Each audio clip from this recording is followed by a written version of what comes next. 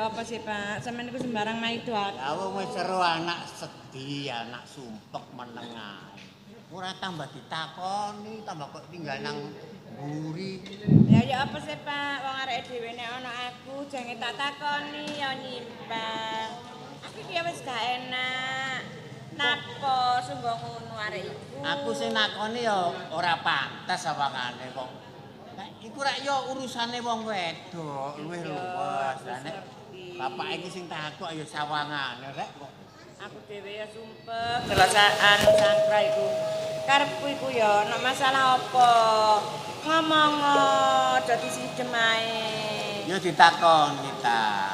Ya jek ora tak takoni Pak, ya ngono iku kadangan ngono. Tak kene ngene sangkra, mangan nak. Kan nafsu makan, Mbok.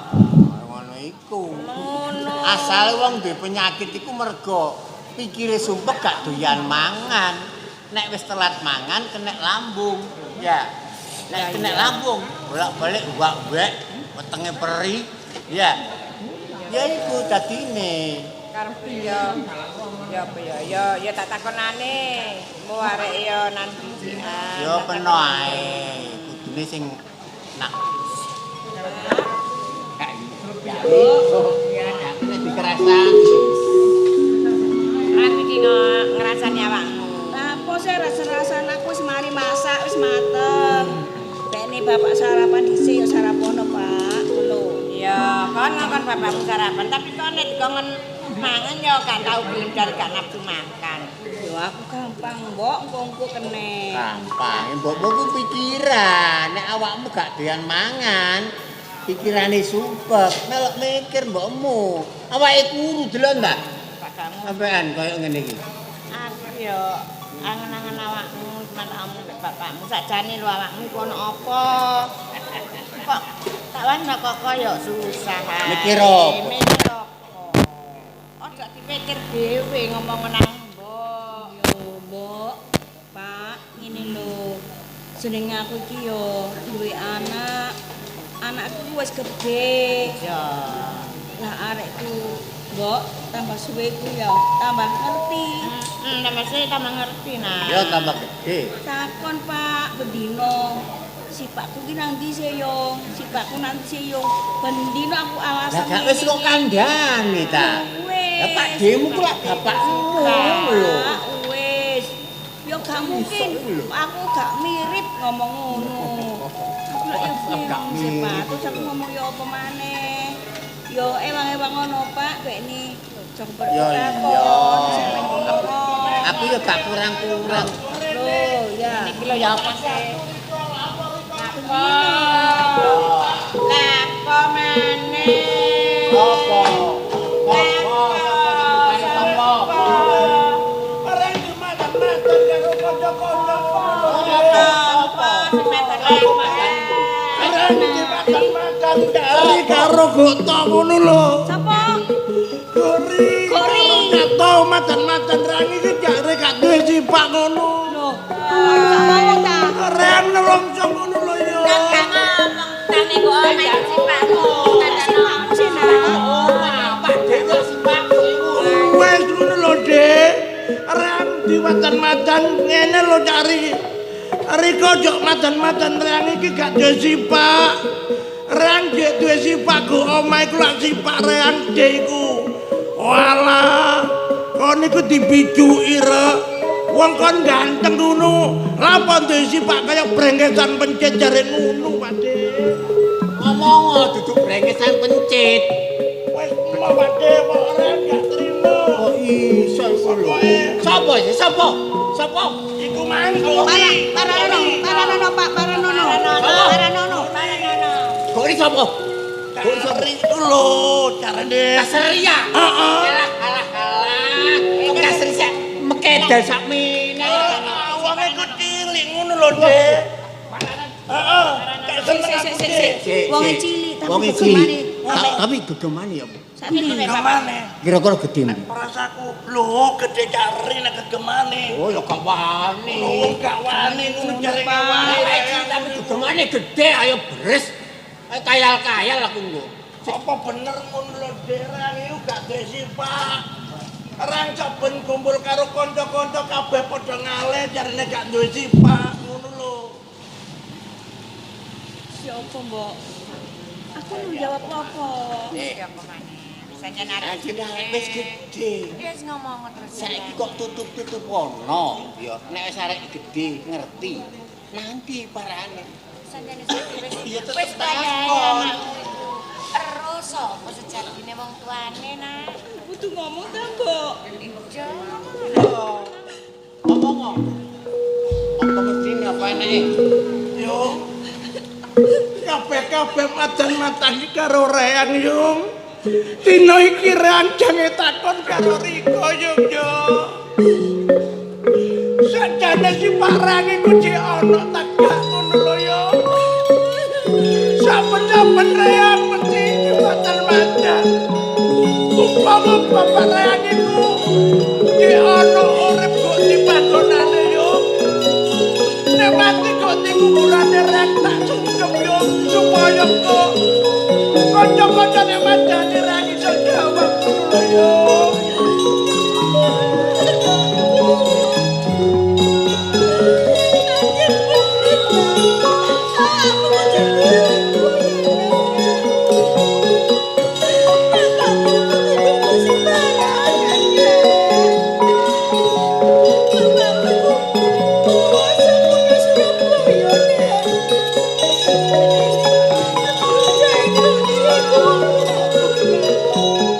Dadi Reyang iku nek duwe sifat ngono yo. Wah yo. Nek ngono Reyang lega yo. Nek sak waya-waya kanca-kanca madani Reyang iku iso jawab yo. Lah cilik sampe gedene ngene yo, Reyang gak tau. Ya apa dedek piajeke si Pak Reyang yo. Mula dina iki nek pancen si Pak manggon nggo Surabaya. Aku jange budal golek si Pak Reyang ngono lho yo. Ojo, Nak. Surabaya ku aduh, Nak. Oh alam Batuk.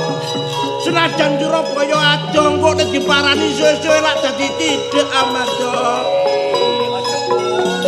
Surabaya lombone gede-gede. Lho, Surabaya lo gede gede-gede. Alah gampang deh. Kok londo nek gede-gede suwe-suwe lak tuwek-tuwek kok matek ngono lho, Dik. Tapi, Nak, Surabaya ku akeh kendaraan, Nak. Akeh duit. Wes kok ya apa Reyang iki budal. Senajan gak diolehi Reyang berot. Wes babano bot-bote Reyang kepingin kepethuk si Pak Reyang ngono lho. Ngono ta, Nak.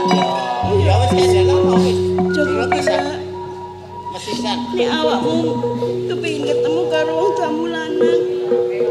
Ana sing mbok gawa, Nak. Reyang gak duwe apa-apa ngono jange gawane Reyang. Reyang gak usah sanggu-sangguan pokok kepethuk si Pak ngono lho yo. Iki, Nak. Trimon pusaka.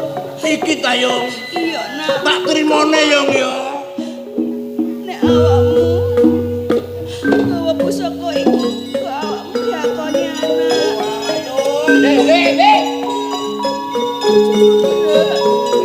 Lah wong kaen mek sak suwek jange digawakno. Aduh aturan Surabaya iku percuma kabeh gak diakoni karo si Pak Reyang. Kok reken iki gombal. Elek-elek iki minangka tetenger. Nek kowe nanggone Surabaya gak nggawa iki. Elek wong tuan gak diakoni. Alah, dadi Reyang kok nek go Surabaya wis kepethuk karo si Pak Reyang. Nek ditakoni kudu nggawa iki. Umpama gak nggawa iki Reyang gak diakoni. Terus kira-kira iki jenenge apa kok Reyang nek ditakoni ngono lho. Iki jenenge Cinde Puspito. Cinde Puspito. Malah tak simpene yung yo. Mek menawa kok ilang Reyang gak iso ketemu karo si Pak Reyang. Joko berat. Awakmu nek wis ketemu karo wong tuamu lanang, ngomong nek awakmu anake biyung dhewe sangkrah yo nek yo. Sing ana nggone hiyung ngono ya. Terus iki dodol. Sareng iki jange pamit karo Riko. Sakjane ngono Reyang budal ana njuk rewang ngono lho, Dik. Emang sapa mosok Pak? Ya sing biasae turu karo Reyang iku lho. Yalah. Bagong ta. Nek Bagong bolon gak apa-apa. Lah yo yo ngono kok gak biyen-biyen sange ngomongi karo Reyang. Deloken kanca-kanca gak gelem kumpul karo Reyang. Umpamane sampean ngomong lak iso jawab Joko Reyang. berat awakmu kok nglarekno karo biyung. Walah yung. Reyang kok nek wis kepethuk si Pak Reyang gak bakal guk kono Reyang tetep guk kene ning nggone Mbah karo Riko ngono lho yung. Nak. Heeh. Sakjane iki biyung yo gak tega nek awakmu udanan Surabaya. Nek diantar gak teko terus kapan aku kepethuk si Pak Reyang ngono lho yo. Iya wis. Cilik sampe gede yo apa rupane si Pak Reyang yo. Iya, wis nek wong tak dongakno. Muga-muga awakmu nang ketemu karo wong tuamu. Heeh, kok Reyang nek wis ketemu kok balik kumpul maneh kaya biasae ngono lho. Nek gak kumpul awakmu ki yo nangis. Delek awakmu. Wis ngene lho. Supaya Reyang nang Rabaya gak ana alangan apa-apa. Riko jejero Reyang pamit. Ngono lho. Ya wis. Cer, mbokmu. Ipe kaya pinter. Pendonga Riko sing tak jaluk yang ya.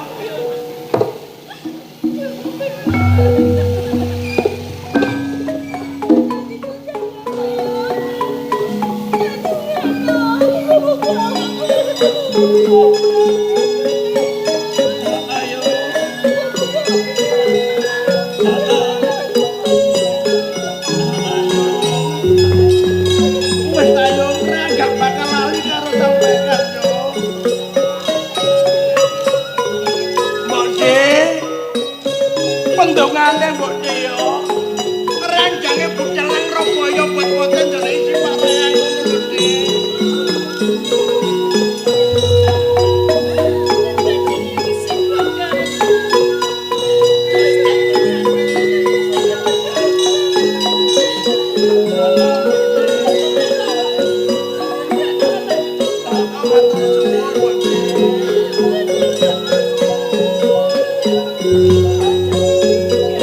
Reyang bakal balik nang ini Mbok De yo. Oh alah, Pak De. Sak bendino Riko Ya. yo Reyang jange pamit. Ya.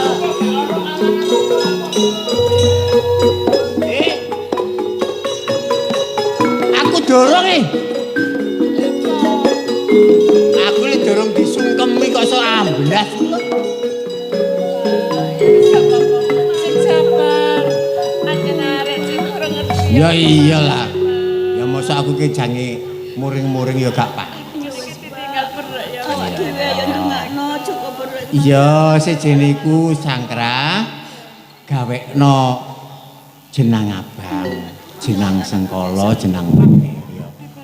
Supaya slamet sak budale saka gore. Ya, ayo. Ya ayo ya Pak.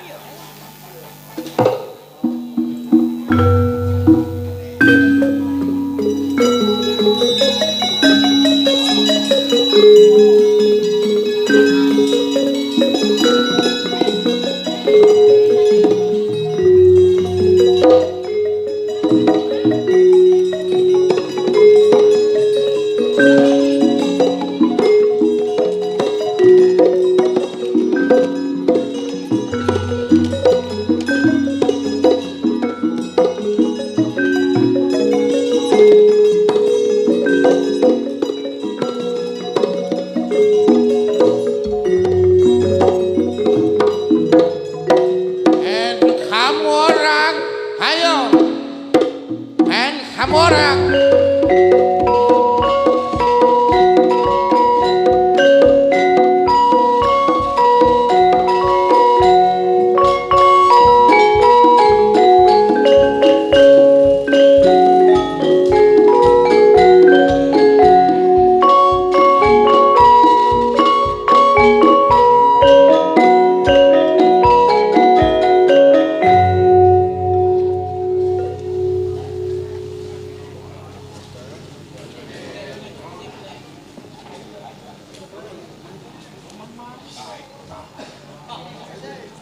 Para soldat-soldat, Siap.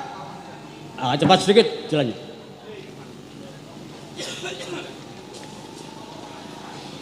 Siap, siap. Saya dapat perintah dari jenderal bahwa hari ini diadakan latihan tembak menembak. Siap. Saya kasih contoh.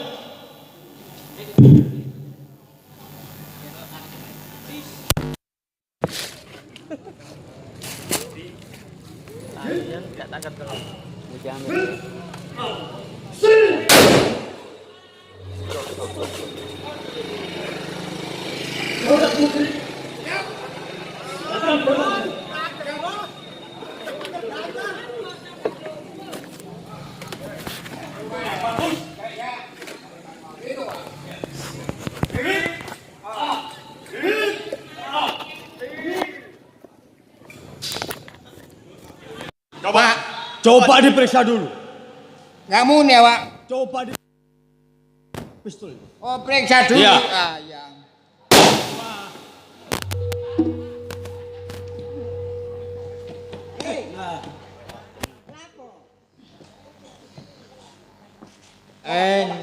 Sekali lagi. Enggak apa-apa makanya. Mata saya domo. Coba sekali lagi. Hitung ya. Sip up. Hip up. Sip up. Speed. Gimana? Dua Nah. kali nggak bisa. Ini kok gak muni? Lain kali Ya. jangan bawa senjata yang ini. Coba dimasukkan. Coba dimasukkan. Oh, dimasukkan. Diperiksa Ya. di rumah.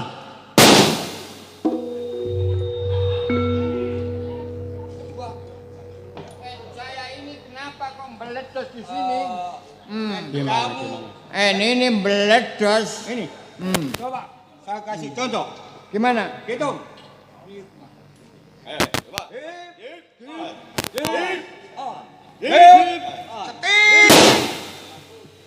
Bagus.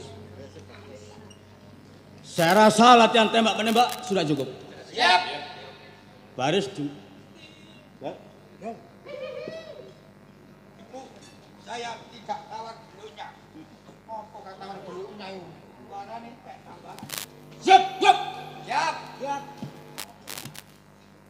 Saat ini kita menunggu kedatangan jenderal.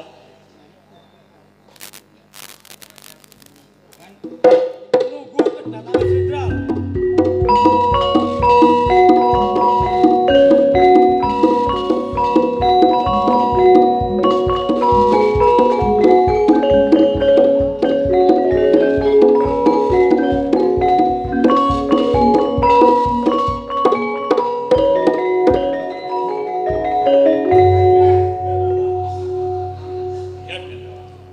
Lapor jenderal.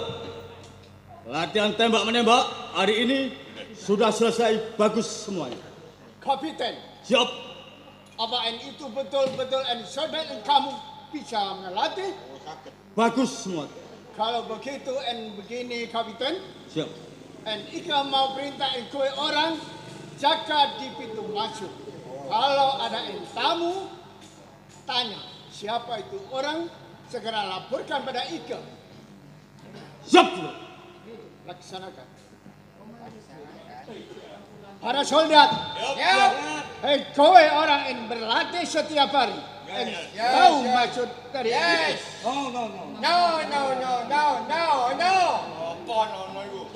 Kamu di kota Surabaya, kalau ada orang yang menentang kompeni Belanda, jangan jika tembak mati tidak apa itu.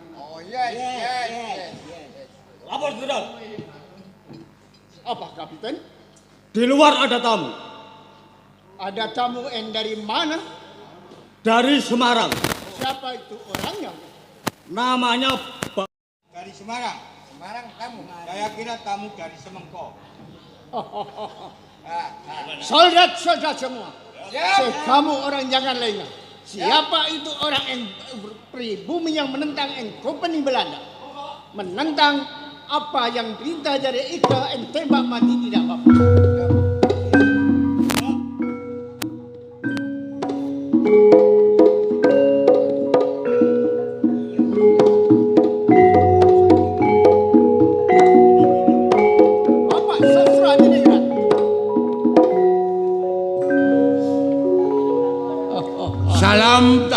kabeh to.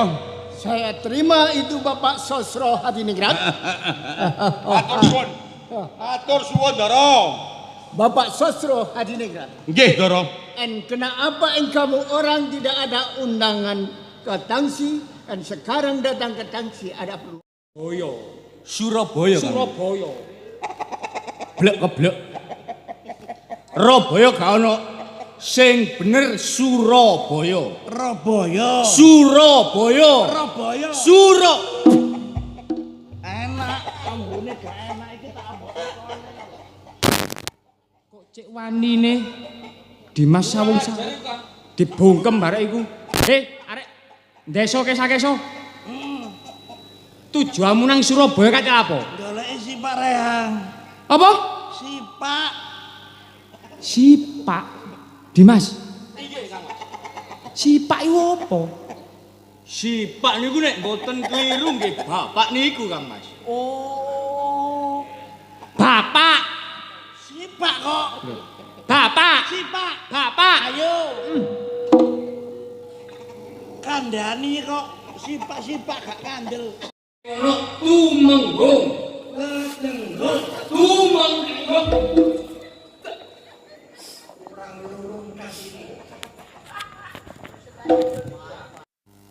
Jenengmu Mang Joko Berek. Heeh. Nek wis riko tak kandhani jeneng.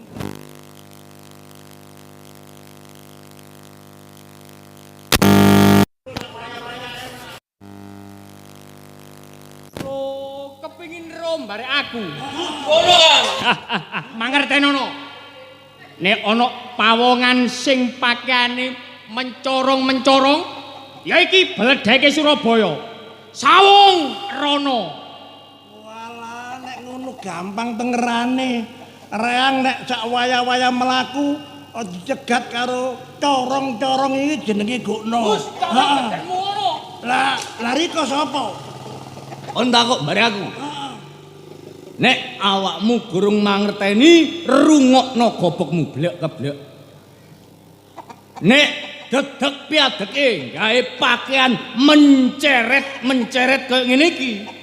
Gluduke tlatah Surabaya, Sawung Sari.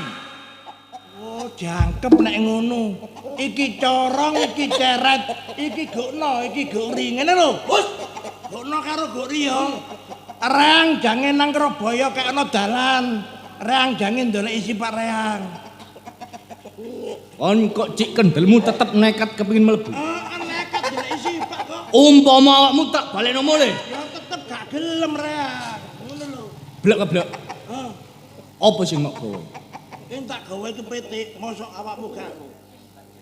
Ya wis ngerti nek iku pitik. Kon kepengin mlebu ana ing tlatah Surabaya.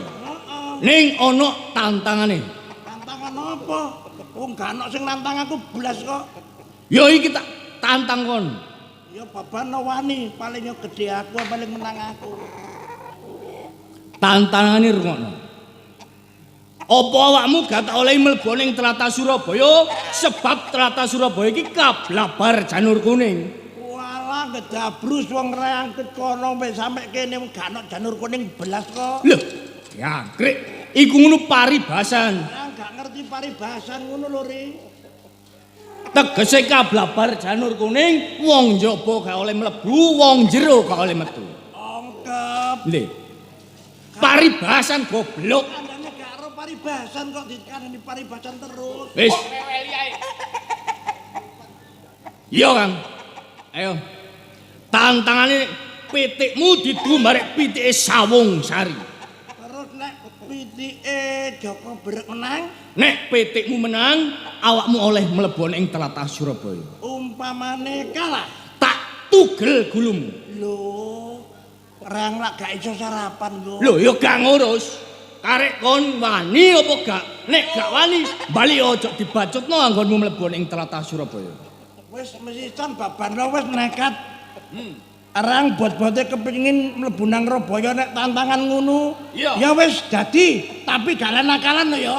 Yo, gak. Ya, ayo wis, Cang, dadi. Yo.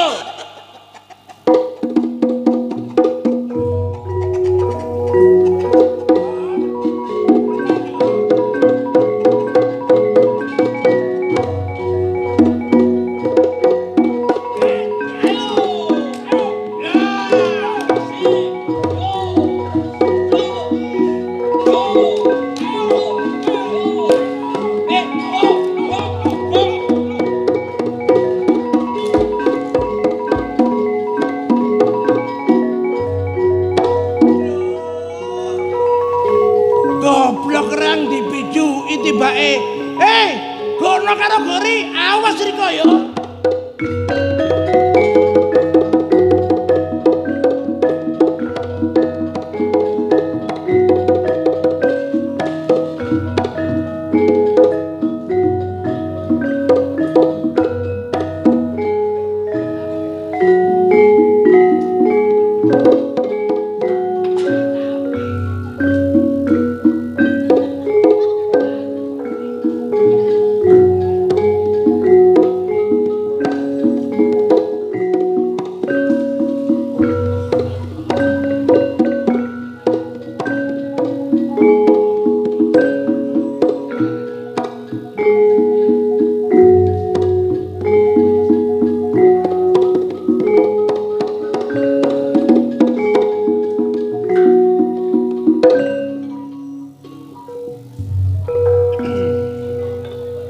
Ramani, pinten-pinten dinten iki lho Ramani kok mendel mawon. Sajake wonten sing dipikiraken. Mikirno apa to Ramani? Ngene lho. Nggih. Sakwise kabar sing tak tampa ya Bu nggih. Kawula cilik sing melok nyambut gawe londo ngedekake beteng ana ing Surabaya iki lho. Akeh sing lara ya uga akeh sing mati. Amarga napa? Sebab nyambut gawe melok londo iki bukne. Gak Amit Kanjeng Rama, kula ingkang sowan Kanjeng Rama.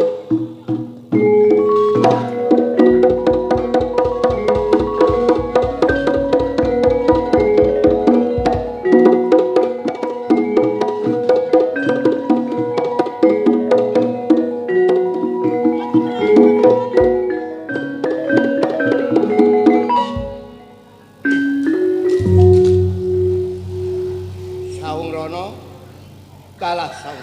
Inggih Kanjeng Rama. Kowe guru nganti tak timbali, kowe iki bali ana ing pendopat. Kaya ana wigati apa nggih. Coba matura karo Rama Blaka Suta wae. Saderengipun kawula matur Kang Putra Sawung Rono ngaturaken sungkem pangabekti mugi konjuk dumateng Kanjeng Rama dalah Kanjeng Ibu. Bating. Semono ugi Sawung Sari Kanjeng Rama. Iya. Ngaturaken sembah sungkem konjuk dumateng panjenengan Kanjeng. Iya, Pak. Kok pangestune Kanjeng Rama tampan ana nggih ya. Kegrawalan anggen kula nampi kula simpen wonten mustaka kula mugi saged dados disanging jaraga kula. Iya. Piye nggih anggenmu Joko? Ngaturaken kabar tiwas Kanjeng Rama. Heeh. Sakmenika wonten pawongan saking desa Heeh. ingkang wantun mlebet wonten ing Katemenggungan Surabaya. Lanjut. Kula rewangi Pancawala Gandapati. Heeh. Sakmenika kula rewangi Gerut kalian Larin desa menika Rama. Lah terus? Kula jotos des. Iya. Heeh. Larine kula jotos malih Iya. des glondong. Terus sing glondok. Kula Rama. Ateges kowe iki kalah. Lah kowe? Kula ngrewangi Kang Mas Sawung Rono Kanjeng Rama. Mesine kowe iki ora nrimakake. Inggih. Iya. Terus? Wong Kakang Sawung Rono niki dulur kula. Iya. Larin desa menika Kanjeng Rama. Heeh. Kula cekel cengele. Kula antem ngantos sak kuwate tenaga kula. Iya. Kula antem piye? Tosor. Sing drosor. Kula Kanjeng Rama. Ateges kowe iki kalah. Kalah. Ya Rono. Kalah samsar. Inggih. Kamangka kowe iki jagone wong kutha Surabaya. Wong ngedepi bocah saka desae kok kalah. Lah, yo percuma anggenmu gegladhi marang prajurit. Sakjane niku mboten kalah. Lah, nyatane Gak kalah ya. Gak kalah Rama. Arek desa niki Kanjeng Rama. Ngeten. apa meniki strip. Lah. Mboten jangkep ngoten lho Kanjeng. Lah terus areke nanti saiki.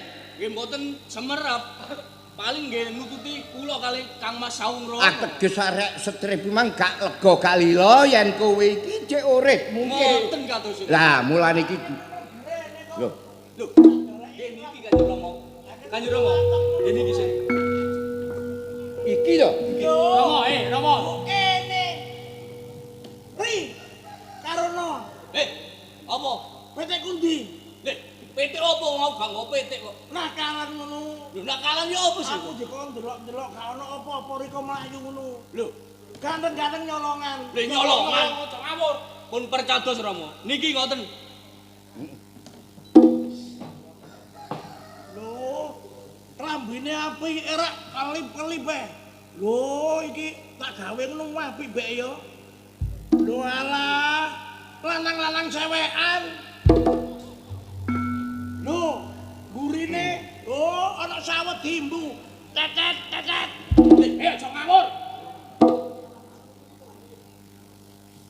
Lho, iki kaya patung. Lho, rambine apik. Tak kena ya.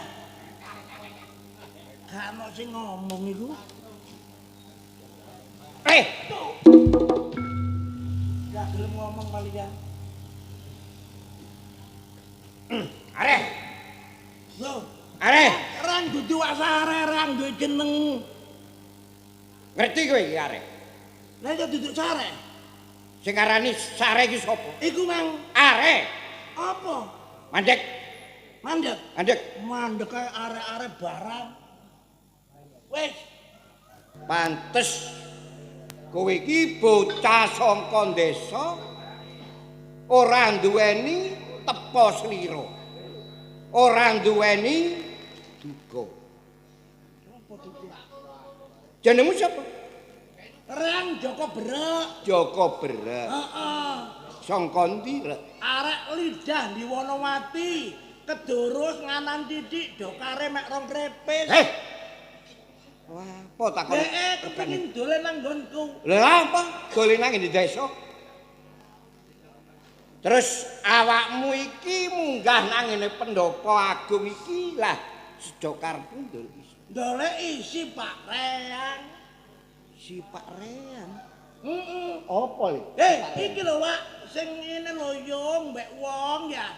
Mbek wong pokoke terus mari ngono, gombol-gombol terus marmu yo ngene terus dadi aku iki lho. Si Pak, ayo. Dadi yungmu iku ambek wong, termasuk yungmu iku selingkuh ngono ta? Apa selingkuh iku?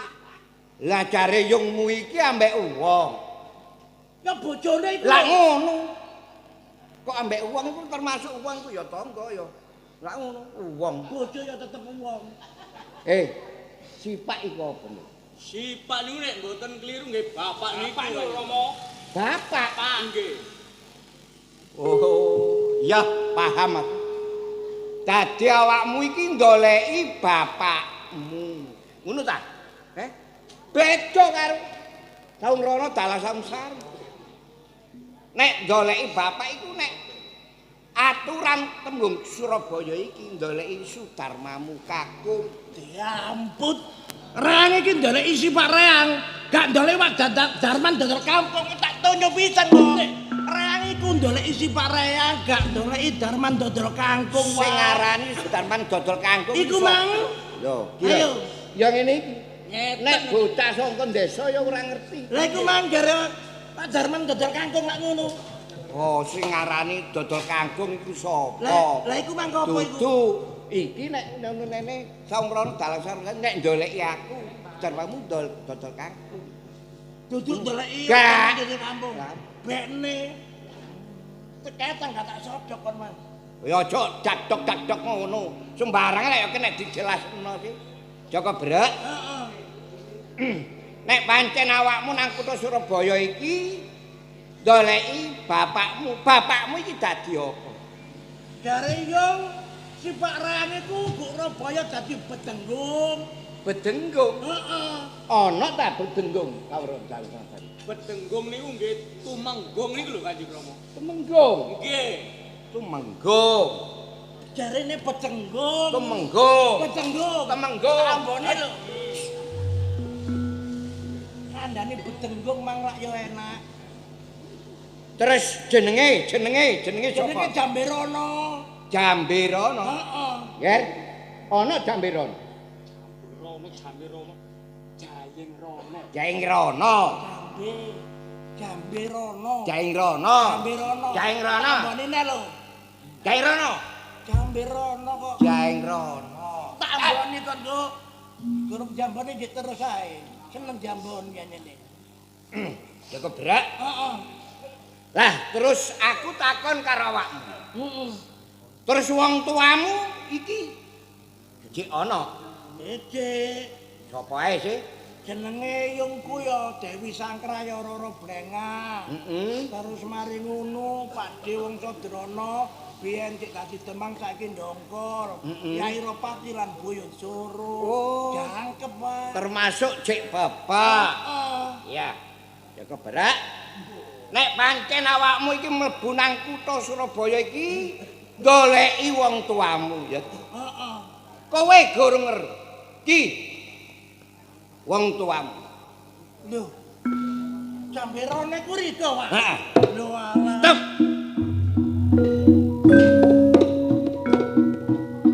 Joko berak.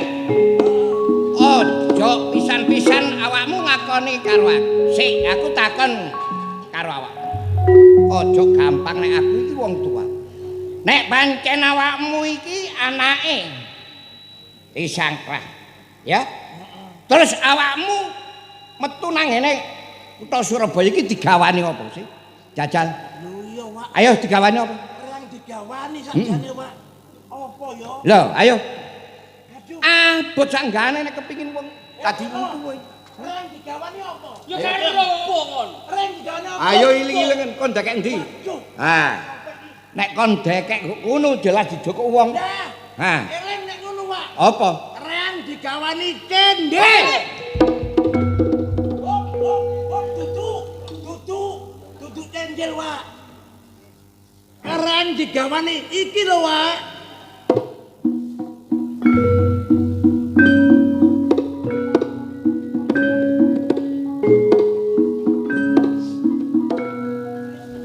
Riko barang ndelok cindhe iku mang kok kaya tek ngelu. Pak, meneh kira-kira dina Rebo iku nomor pira metune? Heh. Takon nomor. Ayo, pinggir. Bune. Saya coba sampeyan ngadeg Bune. Sadurunge aku cerita karo sampean Bune, aku njaluk sepura sing gedhe. Wonten apa? Pancen nalika semono Bune, ketunggan kutha Surabaya iki kenek banjir gedhe. Lah katut iline banyu gak ana maneh kejaba yo aku. Lah sing nomor 2 kawula Temenggung kutha Surabaya iki akeh wong sing nyandang kang sesaran bebasan lara esuk sore tekane pati Bune. Lah Temenggung kutha Surabaya iku bisa Wilyong Jati Temayuni.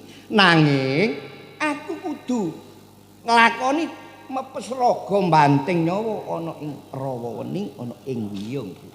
Banjur kuwi Bune. Wah. Barang aku arep apa Bune nang dalan iku ana bocah wadon sing kang arane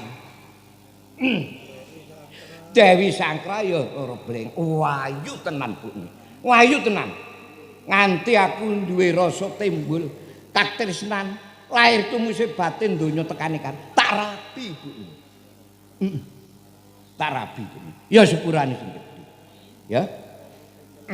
Dados Joko Berek menika putra panjenengan Ramane. Senajan ala tanpa rupa iki ya patutan ibu sing saka desa Bune. Dados Ramane nggada garwa ndugi desa. Heeh. Mbok mirsani kula Ramane napa kula niki kurang ayu? Kurang semok. Mo. Lah apa? Iki sapa, Mo? Iki ibumu sing ngene kutha. Walah. Nek ayune ayu, Mo. Tapi nek sedep iya, Mo. Wis. Ngono lho. Mo, ngene lho gak usah mulai Ya. rono. Ayo, Terus? mulai nang dari Wonowati ae lho, Mo. Usume udan-udanan yo katuken bendina, Mo. Ayo kan. Bune ana paribasane pecut wis ceplak. Bareng kepacut kate diapakake. Mulane iki dina ya iki si Joko Berek ala tanpa rupa gak ono maneh iki. Nggih, jenengan sampun konangan, kon mboten konangan. Mulane terus. aku ngarep lak wis ngomong, aku njaluk sepura sing gedhe. Kano. Joko Berek. Heeh, Mo. Gak ana siji loro ya siji. Ya aku wong tuamu ya sing nyukir jiwa ragamu. Ya iku Temenggung Cairon. Ya wong tuamu. Ana sing dadi. Dikandani tibarane men. Ya. Mo, itu sapa mo? Ki. Heeh. Ya gak ana maneh ya kadangmu ya dulur. Dulur. Heeh. Ono karo Gori. Lurdo. Kang Rono, dalah sadar. Gak gelem mo. Ki. Senajan ala tanpa rupa iki Dik kadangmu dhewe ya Dik dulurmu. Kados pundi Rama? Dulurmu Dik. Pangapunten Kanjeng Rama. Iya sebab Kula dalah Dimas Sawungsari samenika nggih rumaos izin Rama. Duh, lah sebabe apa? Wong kula kali Dimas Sawungsari kados ngeten nggadahi derek kados ngoten. Menika leres kan? Oh, dadi awakmu iku rumangsa izin. Nggih Rama. Senajan ala tanpa rupa, wong jenenge dulur ya tetep dulur. Lah kowe gelem ngakoni ta gak? Aku sapa? Nggih Rama. Kula purun ngakoni Jaka Brek kados. Nah, lak ngono. Ning kula gadah syarat. Oh, dadi awakmu duwe penjaluk kasarane ya. Apa nggih? Jaka Brek Heeh, ngono. seneng takoni dulur ya. Nah, Ya seneng ngono wong duwe dulur ganteng-ganteng ngono ya seneng. Tapi aja enak-enak. Ana syarate. Syarat apa ren gak duwe apa-apa kok. Buri Heeh. ana jaran kabeh 144 cacat. Akeh ngono. Ya. Dinane iki kon kudu dadi bekatik. Mo, apa bekate itu mo? guru koyo ngerit-ngeritno. Oh, heeh. Heeh. Jaran 144 cacat iku. Kudu mbok retno bendina. Heeh. Ati ana jaran siji keluwen gantine ndasmu. Tak ketok. Oh alah gono. Bot-bote rangi kepingin diakoni dulur karo Riko ya. Engko ran warit mau warit cuket sing sak uwak-akeh. Engko nek wis ana cuket jaran 144 tak kei mangan kabeh. Tapi nek ana luwene suket kok emplok ya. Ah, bemono ngomong. Kon iku sanggup ta gak? Sanggup. Tapi jari Terus muni aja. piye anggenmu ngakon? Sami kalianipun Kang Mas Saung Rono Kanjeng Romo. Iya. Kula enggak ada panyuwun teng keblek niki. Apa penyuwun? Blek keblek. Jangan berak-berak. Jenengmu lak keblek. Gak melok. Jangan berak-berak. Iya ya. Jenenge keblek gak gelem. Wong kacek Wes titik. omong meh. Lah kok kacek titik ya benakno lah suwe dadi joko berek sih. Ya wes jaluk apa wes? Kon gelem takoni dulur ta gak? Ya gelem. Rungokno. Aku gelem kok bae sak waya-waya kono ana ben-benan kremejak ngono lho maksud. Ojo. Kenceng iki. Rungokno kuping. Heeh. Jaran sing akeh 144. Nek wis mari mok ritno ganti combor. Sanggup kon. Sanggup. Jaran akeh 144 nganti siji ana sing rumangsa ngelak durung mok combor. Awakmu tak ketok dulu. Cara gampang. Reang sanggup, Bu. Yo. Engko reang ana kejokan kawah bededingan niku tak iseni kawah bajeng gawak ngono ya. Engko pas jaran 144 nomor bareng keropyok keropyok. Mesti ana sisane engko ya. Kok tomborem yo. Kurang ajar. Wis reang sanggup pokoke pokoke diakoni dulur. Dadi awakmu iku sanggup? Tenanan? Heeh. Penjalukmu wis dituruti iki sanggup. Saiki aja kesuwen. Ayo, terake nang ngene kedokan. Nggih. Ngono karo Gori. Ngaret. Sing ngarep iku kono. Oh iya lah. Iya.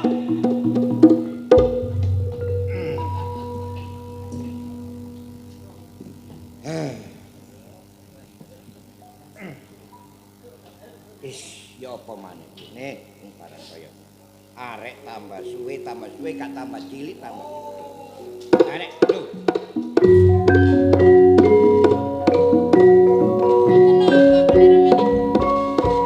Lah iki ono tamu maneh. Ya lah iya. Dadi sewengi iki ono tamu ya.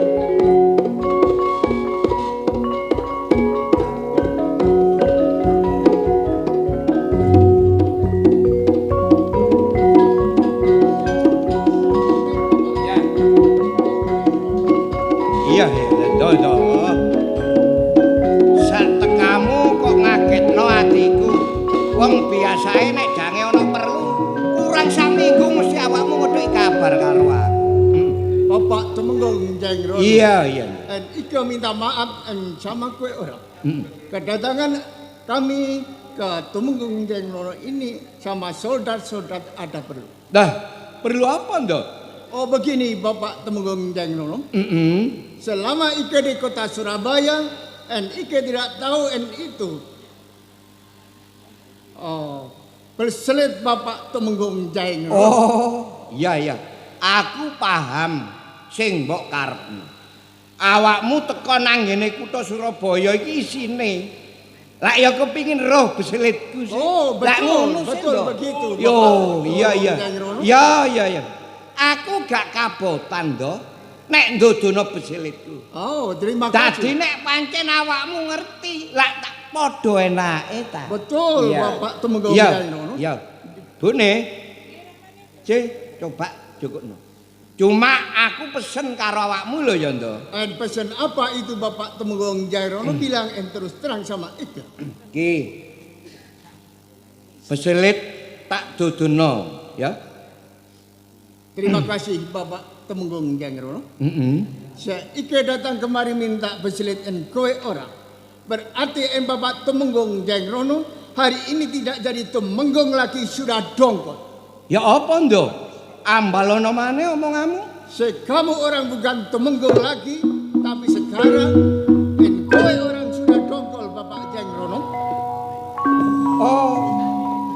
Ateges awakmu iku bojuk alus karo aku ngono ta? No. Begini Bapak Tumenggung Ya, Jeng Rono. toh? Selesai beselit ini Ika minta.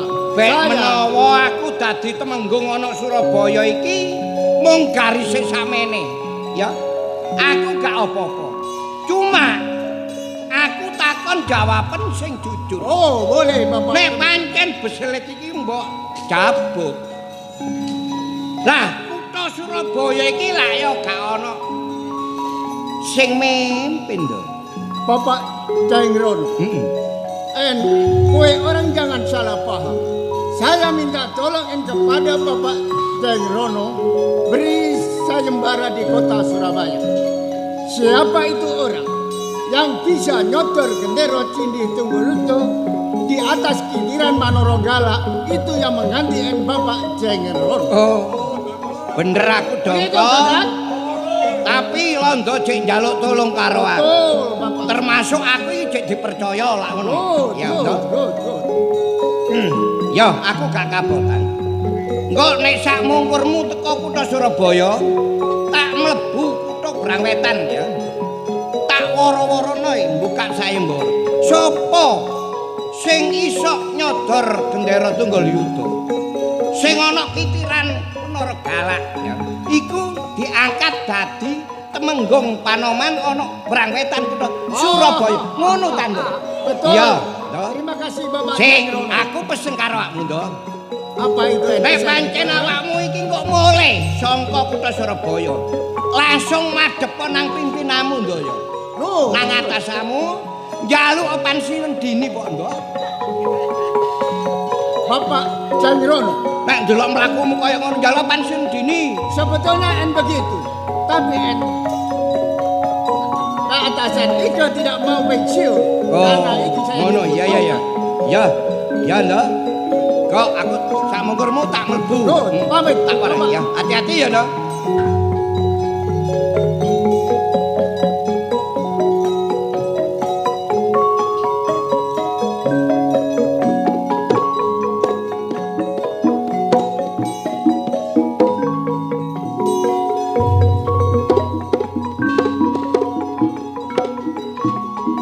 Wonten napa niku wau kawula niku wau ramane. Bune, Nggih. sampean dhewe lak ngerti sih. Londo rene iki mang nyabut beselit. Nek pancen aku iki wis ora duwe beselit, Bune, termasuk aku iki wis dongkol. Ora dadi Panjenenganipun sakniki pun Temenggung. dongkol. Senajan dongkol tapi sampe lak cek tresno karo aku. Nggih ta ramane. Lho. Ora ana dalan sengsara. Lah lha apa? Nyun sewu Kanjeng Rama. Iya ya, nggih. Kok kala wau kathah bangsa Walanda mlebet wonten ing Iya gak salah sing dadi mbok omong. Pancen Londo iki mang teko nang ngene pendopat. Lah isine njabut besilite ramamu. Lah ramamu dinane iki wis ora dadi temenggung ana ing kutha Surabaya. Dongkol nggih. Tapi nah, iki lho, senajan dongkol, tapi Londo jek njaluk tolong karo ramamu. kin sik ta Kanjeng Rama. Jenengan menika pun dongkol mboten dados tumenggung. Enggak, dongkol. Terus luputipun napa Kanjeng Mas? Ngene. Perkara iku Londo iki ngedekake beteng ana Surabaya iki lak ramamu lak gak setuju tanggir. Ngono lho. Mulane iki dina awakmu ae sing tak jaluk ya. Ojo nganti duwe tumindak sing gak. Senajan dongkol ramamu tapi Londo iki mbukak sayembara. Sapa sing iso nyodor gendera Tunggul Yuda sing ana ndukure kitiran 1000 menara galak iki didadekake temenggung panoman ana ing kutha Surabaya. Lah iki gak ana maneh nggih. Gak ana maneh. Jagone ramamu ya kejaba kuwi. Ngerti? Heeh. Ya apa? Ayo melu ae. Lah, nek pancen awakmu niku wis duwe karep iki dina, ya. Tak daftarake nang ngene alun-alun Karto. Nggih. Nek ngoten kula nyuwun pamit Kanjeng Rama. Badhe bidal wonten alun-alun Kartosura. Iya. Nggone Giri Patembayan. Iya, budal mengko tak dungko nggih. Sing hati-hati. Pangestu Kanjeng Rama ingkang Iya, Kartosura. iya. Iya. Kanjeng Ibu. Nyuwun tambahi pangestu Kanjeng Ibu. Tak restuni nak apa sing dadi kakarepamu ya nggih. Ya. Rugi sawung sari Kanjeng Rama. Nyuwun tambahipun pangestu. Wis sing hati-hati nggih. Engko tak tungko ana ing alun-alun Kartosura tak daftarake. Kanjeng Ibu. Sang putra sawung sari nyuwun tambahipun pangestu. Nggih tak restuni ya nggih ya. Muga-muga apa sing dadi kakarepamu.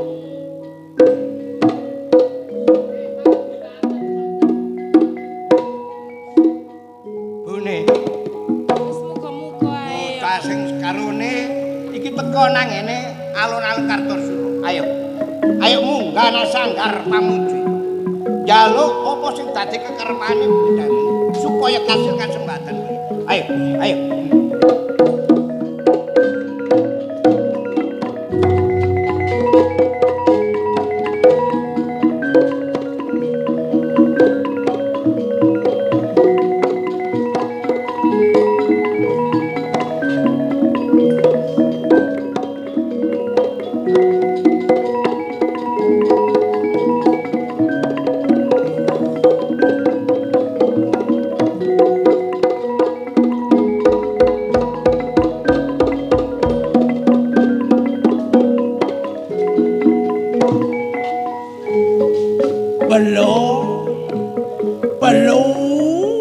pijerane. Lawang anak-anak orang nyombor garan go gedokan. Gemruduk tanpa larapan bangsa nakudaya kulit bangsa kulit putih. Mlebu nang katemungan Surabaya. Perlune njukuk beselite Kanjeng Rama. Lho. Ngono kok ya diwenehno ae karo Kanjeng Rama. Ngono jarene Kanjeng Rama diarani wong sedik peningale. Iki gak sedik peningale. Kanjeng Rama diarani wong bodho gila-gila. Wong goblok goblok. Buktine dijabengane Jara Sutra karo Landaya kok diwenehno ae. Sawise Landa nyabut becerite Kanjeng Rama, Landa nganakno Giri Patembayan. Sapa-sapa pawangan sing bisa nyodor gendera Tunggul Ida sing gumantung sak ndukure kitiran 1000 manor galak, iku bakal ngenteni pelunggane Kanjeng Rama. Kanjeng Rama wis duwe jago gak liya. Kang Mas Sawung Rono jalan Sawung Sari. Reang kok gak dijagono karo Kanjeng Rama. Oh, ngerti Reang. Nek ngono Kanjeng Rama iku ngakoni anak Reang iku mek lair tok batine gak keduga babar pisan karo Reang. Ateges Kanjeng Rama duwe sifat sak tebah lan sak kilan. Sak tebah kanggo Kang Mas Saurana Dalasaung Sari, sak kilan kanggo arek saka desa iki yo gak apa-apa. Timbangane Rangguk gedhokan ki jaran gak ana rewange. Tak njokok jaran putih. Tak ndelok sodaran sapa sing iso nyodor gendera tunggul iki.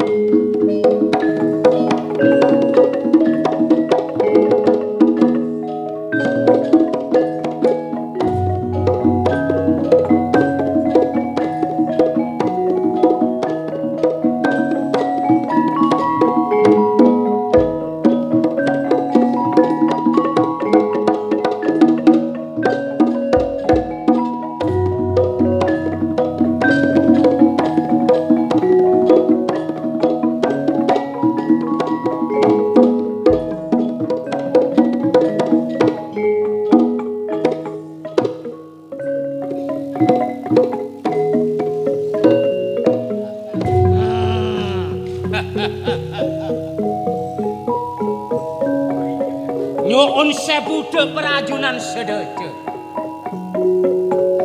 Kena lagi sengko cakraning Rat Adipati sampang matur.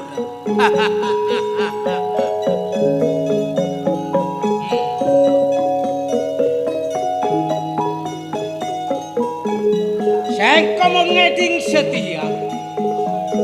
Alek Mas Temenggung Jaing Rono. Tak dijebak peceline karo bangsa Belanda. Aduh, forlah.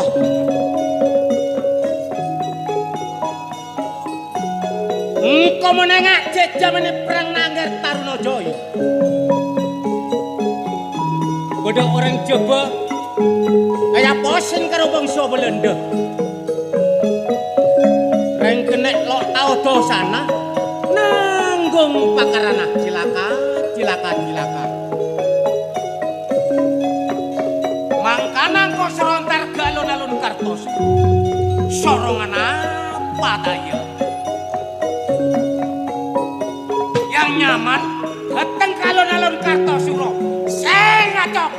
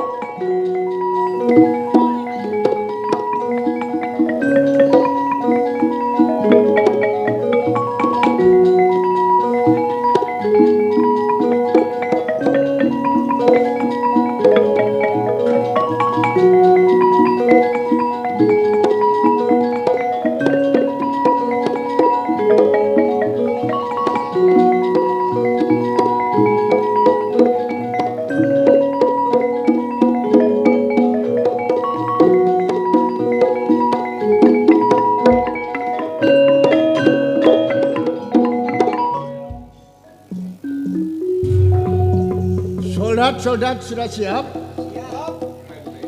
Oh begini, semua orang yang sudah datang di sodoran hari ini saudaraan akan dimulai.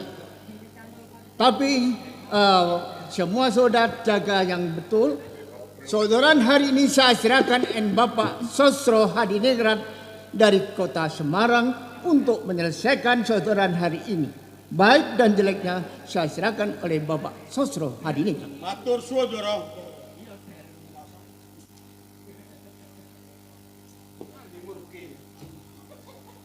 Kula mboten mbaleni maneh napa sing diomong kalih Ndara Landa. Dinten iki kula kajibah dados dalange sodoran. Dimas Cakraningrat. Iki Kang Mas Sosro Hadiningrat. Dina iki kowe tak dadake sekuritine sodoran. Mbok menawa sodoran iki ana sing gawe kesro iki urusamu. Ya? Kang Mas Sosro Hadiningrat. Ya. Sampun kuwatos. Mbok menawi wonten sing damel kesro wonten sodoran, cukup Cakraningrat. Heeh. Nah, jengrono. Kowe iki wis gak dadi temenggong maneh. Temenggong dongkol. Ibarat ula awake wis gak ana upase, gak duwe nyoni. Mula dina iki aku iki sik hargai awakmu. Awakmu tak dadekno pramugari. Ngerti pegaweane?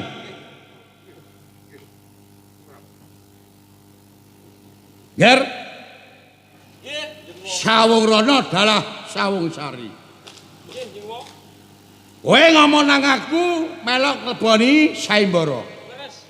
Mula dina iki keputusaku awakmu nyodor ping pindho. Ping pindho gak iso ngrotono gendera tunggal yuda sing ana ndukure 1000 kitiran marana galak ateges gak iso. Krungu kupingmu. Ayo daftar.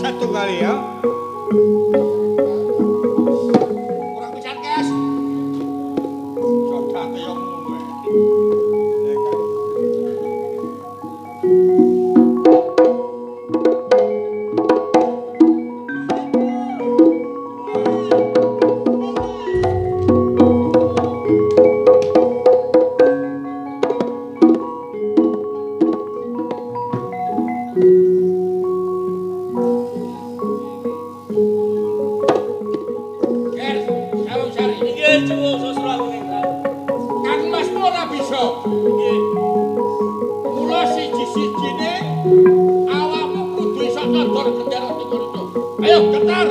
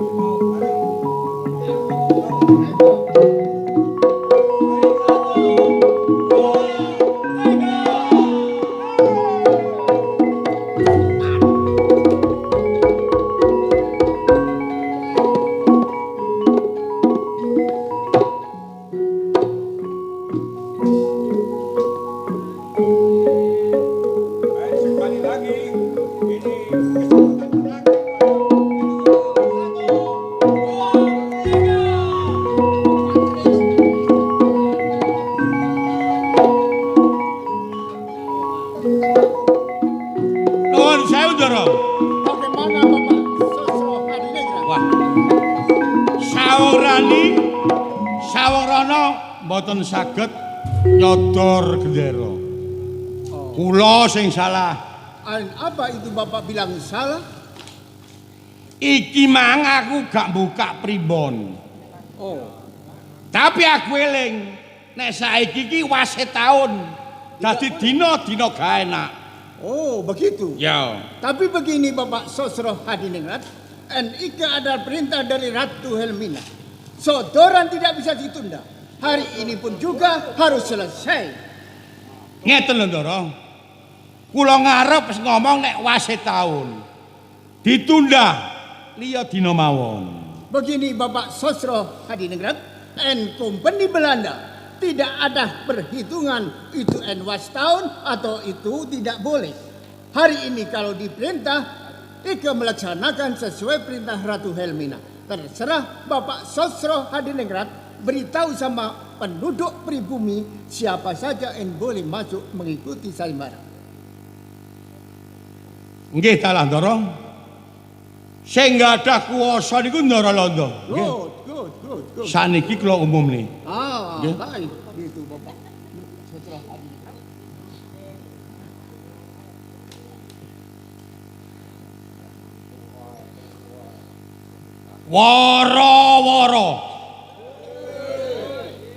Wara-wara teka bangsa Walanda ya bangsa kulit putih. Ayo, dina iki sapa ae sing ana alun-alun Kartosura. Gak peduli tunggak diudeng-udengi. Kabeh oleh melok leboni sayembara. Ayo sing wani.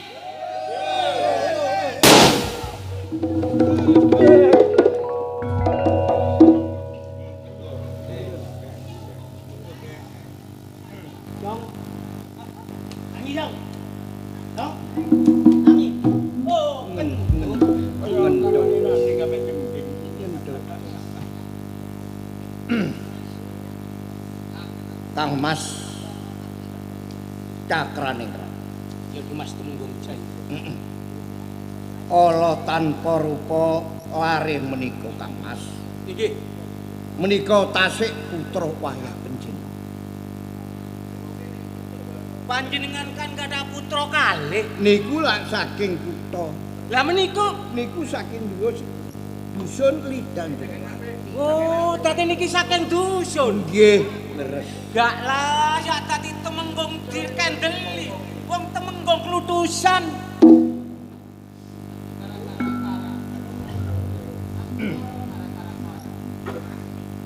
Berek. Serene nggih. Kowe iki lho lha opo sing nger teko nang ngene alun-alun Kartos. Larang kedokan ki jenanmu. Lah terus ana nang wangi iki mau lapo? rene iki mang sakjane kudu kepengin ndelok. Terus Gak wani mlebu. Terus marang ana wong bengok-bengok sapa ae sing kepengin nyodor dialahi. Terus reang mlebu mangi iki mangmo. wani kon kira-kira. Yo nek diolahi ya wani ngono lho mau. Nek pancen awakmu iku nekat sing kaya ngono, Heeh. tak tarikno njero. Ya.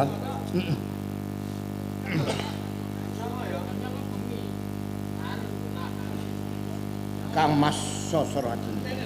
Ya, Niki anak kula si Joko Berek badhe nglebeti giri patimbanipun bangsa Nagata nggih bangsa. Kula nyuwun pemanah panjenengan. Mbok inggih ya anak kula si Joko Berek menika panjenengan paling layak. Kang Mas. Gak ada oleh. Sapa dene?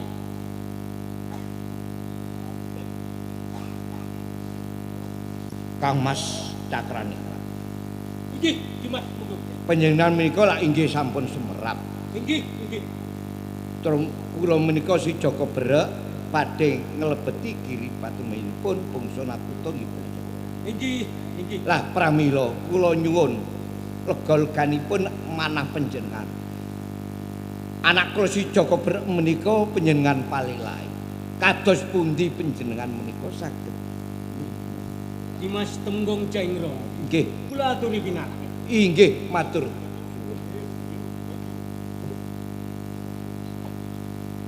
Nyuwun sewu Kang Mas Sosroadi ningrat. Bangsa Walandikan ketikaken kiri Patemboyo. Sinten-sinten mawon boten pandang kere mencore tunggak diudhi tok ajang bathok. Sinten mawon asang nglebeti patembayang bangsa Walandikan. Kenging napa niki kamboten dipalilai kalian Kang Mas Sosroadi ningrat? Apa sebabe Joko Berek iki gata oleh melok? Sebab Joko Berek iki arek saka desa, arek sing teko kuthae ora iso. Heh? Isoke apa arek saka desa? Gata oleh.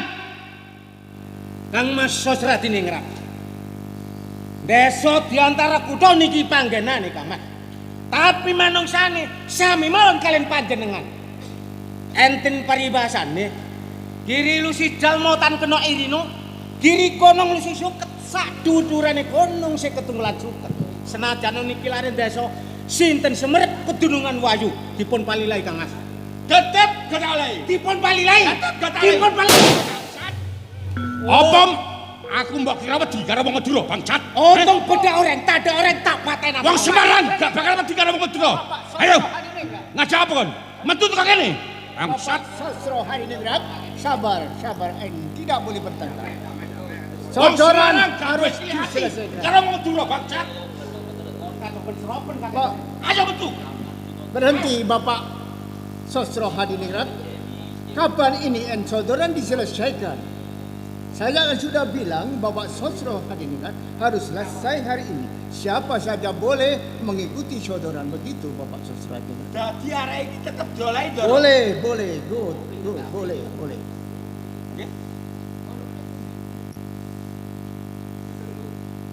Hei. Hai. Maju. Jawab. Lapa kan becicil? Aku melok takon karo awakmu. Awakmu tetep kepingin melok ngleboni Saimbara. Nek diolahi reang yo melok ngono lho. Rungokno kupingmu. Awakmu iki arek saka desa Kesa-Kesa. Manganmu elo nggo dengklek, ngombemu banyu blek.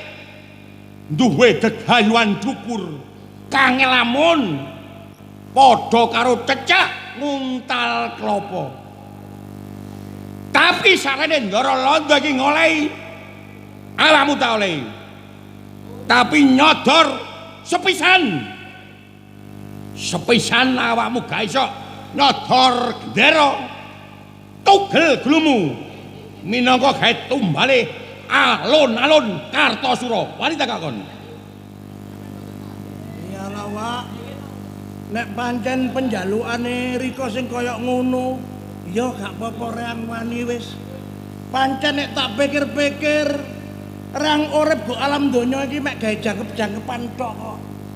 Umpamane reang mati saiki ya kesusu apa, mati besok ya ngenteni apa. Nek kanggone reang, neraka gak arep swarga gak doyan tak. Sodore. Ayo daftar.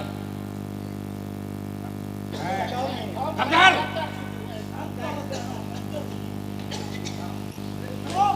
Iso.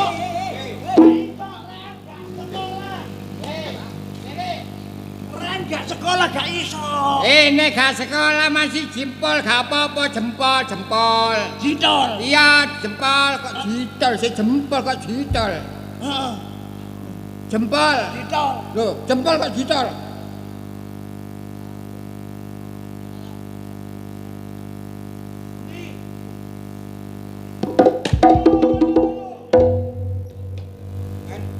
Tanda tangan jitolnya kok gini.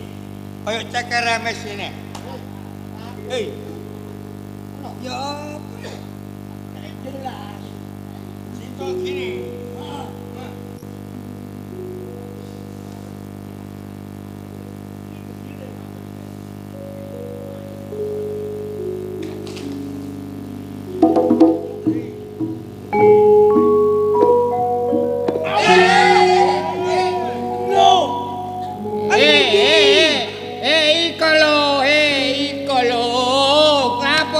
Di matane ku karo iko lho. Heeh. Ro iko. Heeh.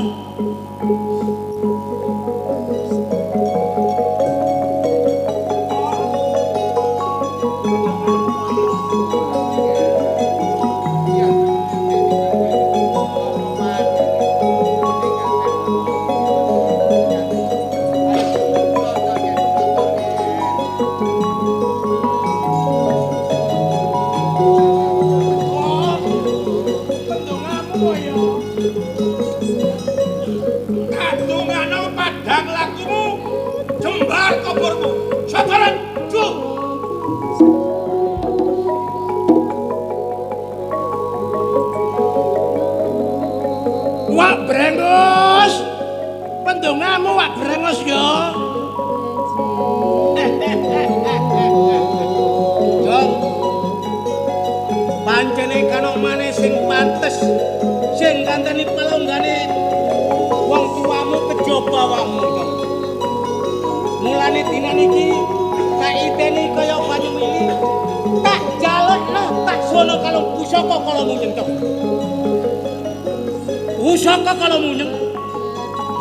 Jangkungen Joko berak sak tingkalan. Sabar dong.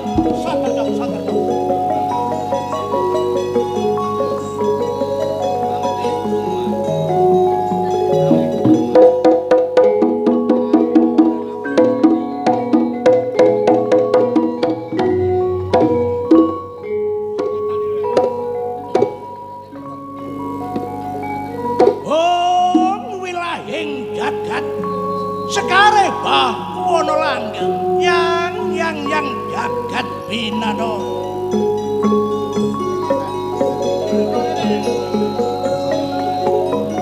Beduk sinandung mawur panase gatel gumatel biar padang bangun reno. Sekabeh jem priprayangan ilulu banaspati gendrot dancing mangga sak kiwa tengen range. Sira kabeh padha nyangku marang reang. Iki dina reang lebone kiring patebaya ya bangsa prekonte. Nyodor gendera tunggul itu sing gumantung sak nungguring kitaran 1000 manara galak ben bisa kasembahan.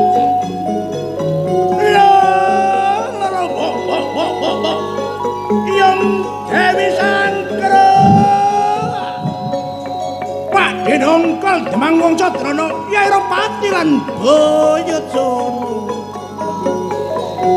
Idenana reang entasi karyane bangsa Londo yo. Yen rang bisa nyodor gendera Tunggulida sing gumantung sak dhuwure kitiran 1000 manargala. Reang bakal jemrek temenggung kana manara tlatah Bang Wetan kutha Surabaya yang reang bakal iso ngenakno urip mriku. Tapi sebalike yo yen reang ora bisa nyodor gendera Tunggulida, reang bakal diketok bulu reang minangka kanggo tumbali alun-alun Kartosura kene yo. Lho.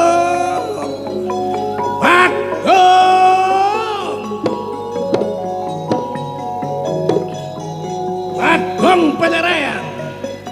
Rikaya uga sak bantu marang Reang, Gong. Yen Reang bisa nyembadani apa sing dadi karepane bangsa Londo, Rika bakal tak tukana kurungan kencana, Gong. Gendera Tunggulida sing gumantung sak dhuwure kitiran 1000 manargala. Tak sawang-sawang tambah suwe tambah doh. Tambah suwe tambah gak ketok gak ketok babar pisan. Reang tak sedakep asta suku tunggal. Mandeng pucuk grana nutupi baban hawa saka kerapal aji penirisan. Gendera Tunggulida tak jumparing kanthi aji penirisan. Kena logor, gak kena uga kudu logor. Yang Dewi Sangkra.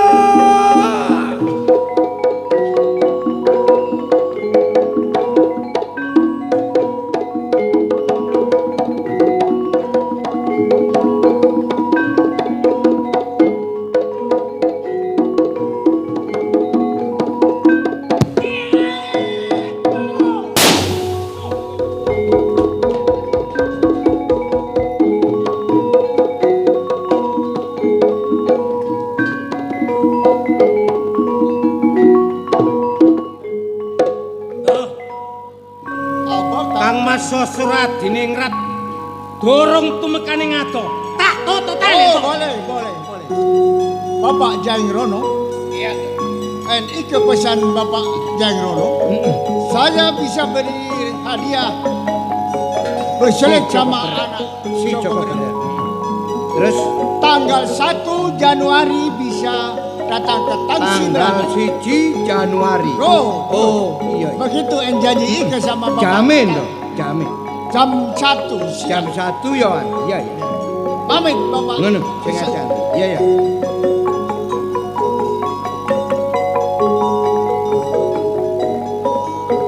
Joko Brek. Rina nggih. Oh, Angger. Ora nyono. Nek kowe bisa nyambung watang utunge wong tuamu nggih. Nyatane. Saungrono Dalah Samsari nyodor gendera Tunggulida ya ora bisa.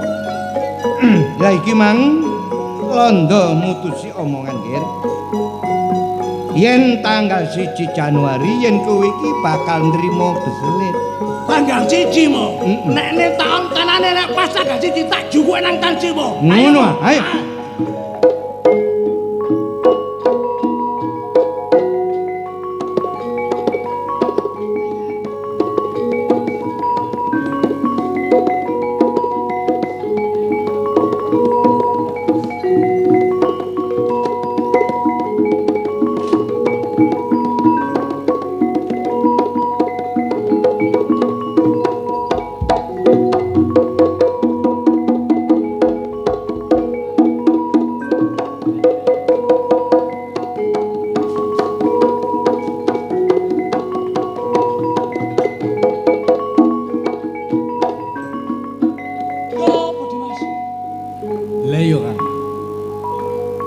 Dhewe wong loro putra katemenggungan kalah mbarek arek desa Kesa-Kesa sing jenenge Joko Brek.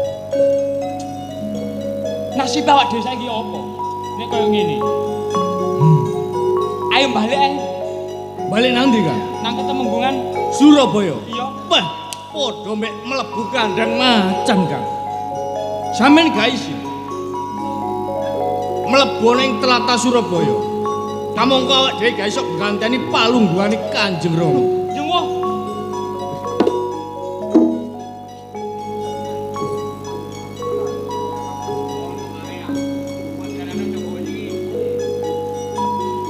Rugi karo pekedal-pekedalmu. Piye anggonmu oleh gradi ilmu olah kanuragan? Kalah saka arek saka desa. Ngapunten. Piye?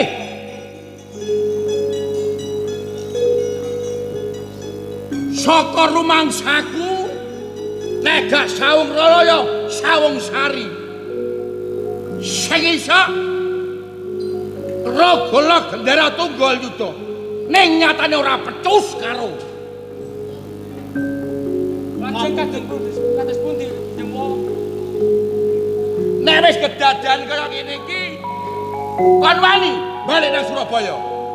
Boten jengwo Sastra. Titike kula niki boten trima. Kula rumangsa isin kalah kalian lare desa menika jengwo. Kowe sekaro niki sing tak jago. Mbok menawa awakmu salah siji iki ana sing iso Ratna Gendara Tunggal Yuda. Kowe dadi tumenggung sing nyetir aku. Goblok. Ngapunten jengwo. Dina iki kamu gak usah balik ke Surabaya. Lajeng dos pundi jengwo? Awakmu sekarone nang Semarang. Nang omeng jangwamu. Aku tak ngrekodaya. Sebab aku ora sarujuk. Nek Surabaya iki ditata arek saka desa. Semanten ugi kula jengwo. Hoi. Nyawa. Nggih, Jo. Kula manut napa dawuhipun jengwo Sastra Adiningrat. Langsung awakmu sekarone nang Semarang. Aja metu-metu. Engko nek wis ana kabar apik, aku oleh ngrekodaya iki, kowe sekarone tak kabari. Ngerti? Nggih, jengwo. Ayo, budal. Pamit jengwo.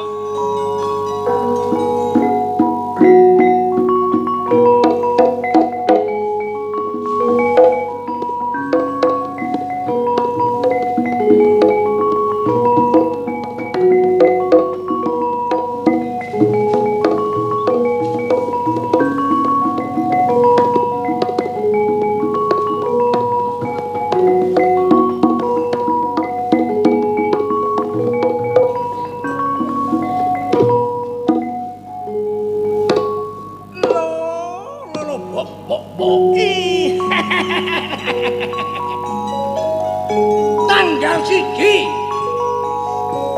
wis eling aku mlebu nang tangsi rondo karepku njogo beselit katemban Tirapaya. Rondo gek duwe pendhaluk. Kan iki dina sawung galeng isok babat alas nambas kelingan beselit diwenehno karo yo gak apa-apa.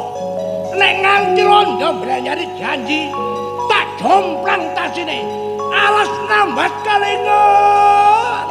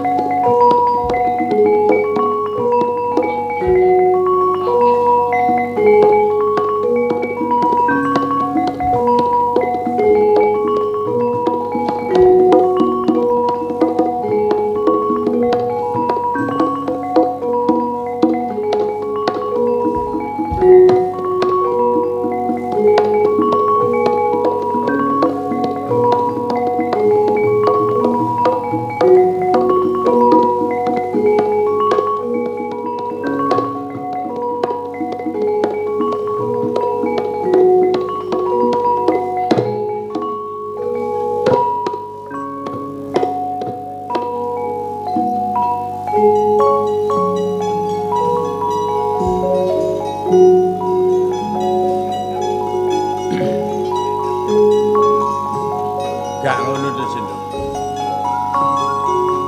Dewi Sati. Pirang-pirang dina awakmu tansah mondar-mandir mlebu metu ana ngarepe omah. Gak gelem nyandak penggawean. Apa nduk sing mbok pikir? Coba ngomong karo Kanjeng Rama.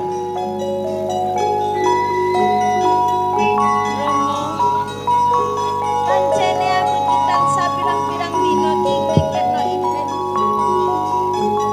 Aku iki ngimpi ketemu pawongan bagus kang arane Kang Mas Anggaling. Dadi awakmu iku kepikiran karo pawongan sing aran Saunggaling. Nduk, Dewi Sati. Kangelamun nduk. Merga awakmu iku dudu jalma menungso, jalma jin. Jalma halus. Gak iso nduk. Rama nanging aku tresno karo Kang Mas Anggaling, Rama.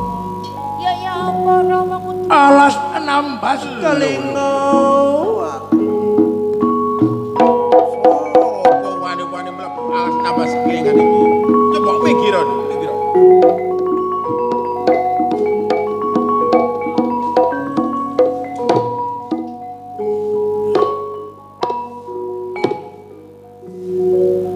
Ari-ari manek sauntara. Mangkane hawane alas nambah sekelingan iki kok krasa panas. Tibane ana jalma manusa sing wani mlebu ana nambah sekelingan. Sapa kang dadi aran pisan? Yen pawongan kepingin ngerteni aku, ya aku Saunggaling Kul Maksasa Negara. Sapa? Balenono maneh. Saunggaling Kul Maksasa Negara wong kaya aku. Yo. Dewi Sati. Apa pawongan iki sing mbok karepno? Rama Kang Mas Anggaling. Kok dadi iki pikir. Yen awakmu wis ngerteni aku gorong tambuh karo awakmu. Sopo sejatine awakmu kok manggon ana alas nambas kelingan gini? Saunggaling. Heeh. Mangartenono. Nek pancen awakmu durung ngerti sapa sing ana jero alas nambas kelingan iki, kejaba aku Syekh Maulana sing mbau resa alas nambas kelingan kene. Dadi sing mbau reksa alas nambas Syekh Maulana. Iya. Mulai iki dina Syekh Maulana, aku pamit karo Rika. Sumingkira alas nambas jange tak babat kadhe alun-alun supaya aku nrimo bejerit katemungan Surabaya. Oh. Dadi tujuane Saunggaling mlebu alas nambas kelingan iki karepe mbabat alas nambas. Pancen bener. Saunggaling. Wong alas nambah sekilan iki aku sing nguasai. Ditenono. Yen pancene Saunggaling kate mbabat alas nambah sekilan iki kudu ana syarate Saunggaling. Aku kepengin ngerteni syarat apa kirane Maulana sing kon njaluk bakal tak turuti dinane iki. Nek Saunggaling babat alas nambah sekilan iki kudu gelem kerabi anakku. Ngarabi anakmu sik mandhep aja mbok bacetno awakmu ngomong. Awakmu bangsa alus, lelembut sing jaga alas nambas. Terus banjur aku kono lenakmu, apa ya bisa kelakon wong kasar karo wong alus. Nek pancene Saunggaling kepingin apa sing dadi kekarepe Saunggaling kudu gelem nabi anakku. Tapi lek gak gelem ojo coba macik alas nambah sekian. Iya. Nek pancen penjarane Maulana sing kaya ngono. Ewang-ewang nyawiji babat alas, nek wis tak babat tak rabi anakmu dinane iki. Ojo kuwatir babar pian. Ayo ungalo dadamu. Ayo, aku tak manjing nang baumu sisik tengen. Anakku nyek manjing nang bau sisik kiwa. Sing hati-hati. Ya,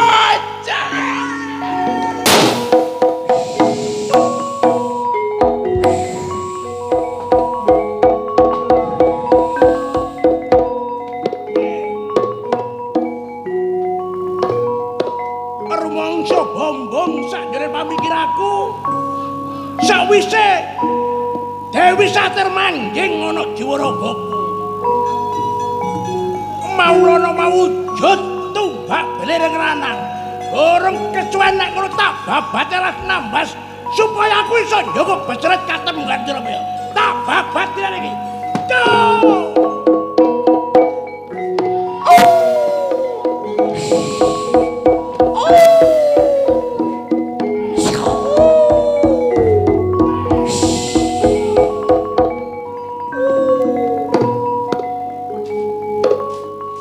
Alas nambas wis padhang kadya alun-alun. Iki dina aku tak mlebu nang Tangsi Londo. Gambek gak diwenehi becelit tak lunasi sak abang kidine. Londo.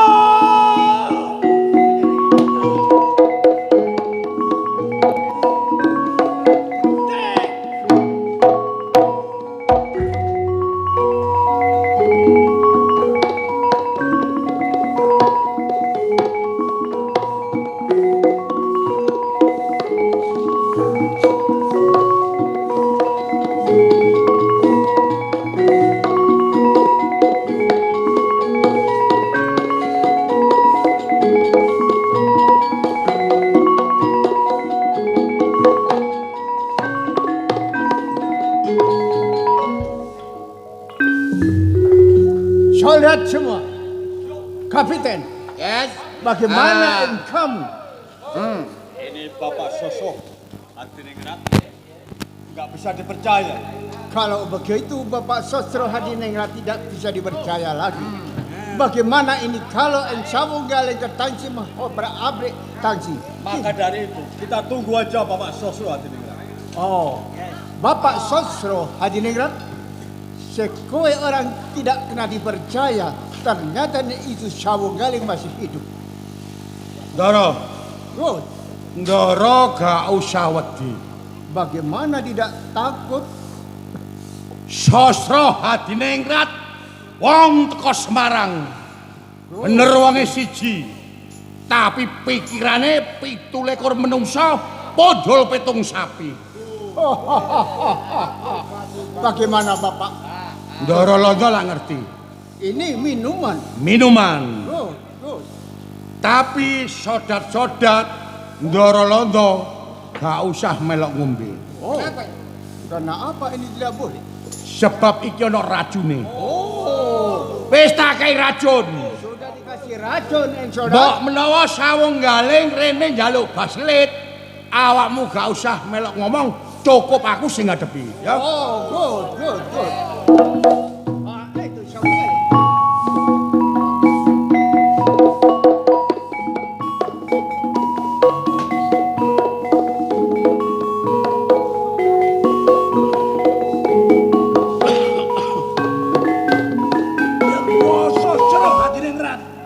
Iya, Ger. Kula sampun ngayahi napa penjalukane Londo. Alas nambas sampun padhang kadya alun-alun. Lah kula menika mendhet beslite katembangan Surabaya niku. Tanpa awakmu crita jengomu iki wis krungu. Inggih. Sadurunge jengomu iki njaluk sepura karo kowe. Awit apa? Nalika semono awakmu melok ngleboni Saimbara iki gak tak olehi. Tak remehno. Tibake awakmu iki gak kena disepelekno. Gak rugi, Ger. Aku ndek ponakan kowe. Gak rugi. Inggih niku. Mula dina iki aku sadurunge baslet tak pasrahno awakmu. Jenderal sodat-sodat iki wis tak omongi. Nek ana Sawung Galeng teko mrene ayo di rame-rame. Ayo gawe pesta. Minangka Sawung Galeng iku gak kena disepelekno. Mula dina iki, Ger. Ya. Ayo.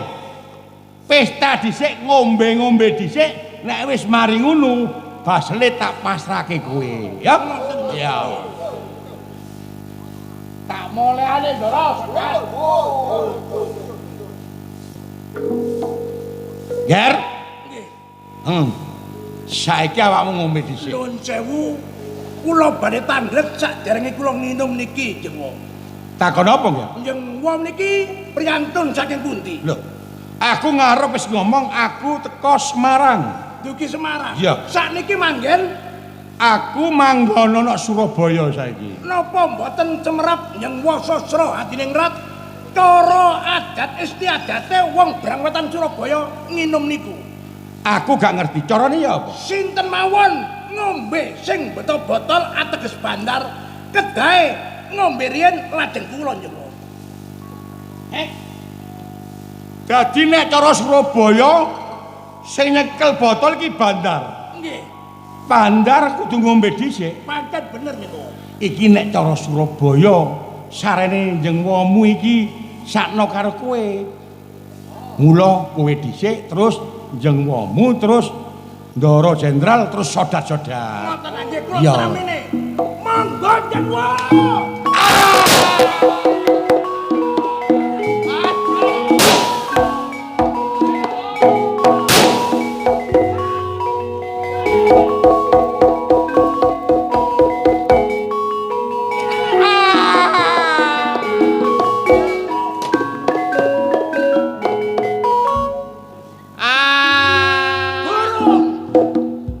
Durung dipateni AA. Hei. Apa awakmu wedi AA ini? Wedi mati ta? Aja dipateni. Lah Iki aku kamelo.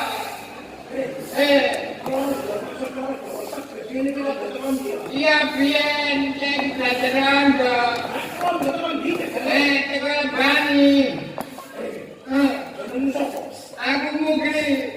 apa ceritanya awakmu dadi rondo biyen yo? Aku kepengen enak mangan roti-roti ngono. Terus enak terus kamu enak sing saya. Ya kepengen enak kabeh. Awak ora rondo pirang tahun? Aku tak. Rong dino wingi beda iki. Terus tahun. Mateni wong Jawa apa piro? Dorong beras. Piro? Dorong beras. Piro?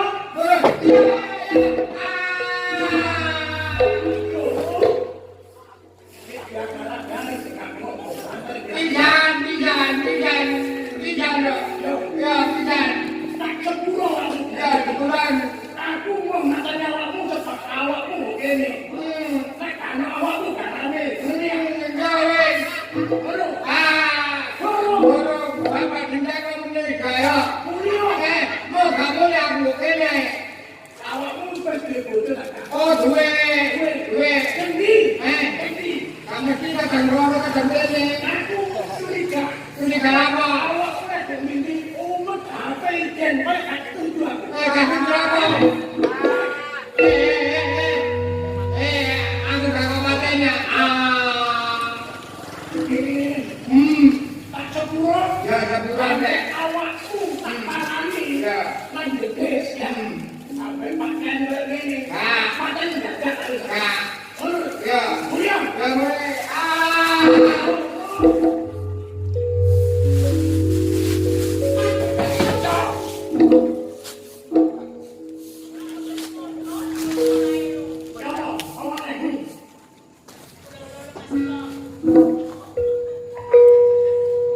Rondo kabeh tak kirus padha mati sing oleh palayu nang negaren dhewe. Iki kena gawe pemerintah kabeh. Ditaro besok ana angka 1,4. Ana wong cebar kepalang gawe ombol berkeras metu saka lor matane parane. Yaiku